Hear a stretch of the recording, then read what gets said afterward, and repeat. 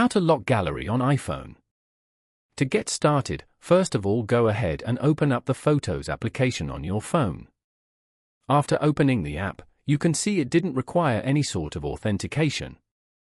Now, go back to the home screen and press and hold the Photos app icon until a Quick Actions menu appears on your screen.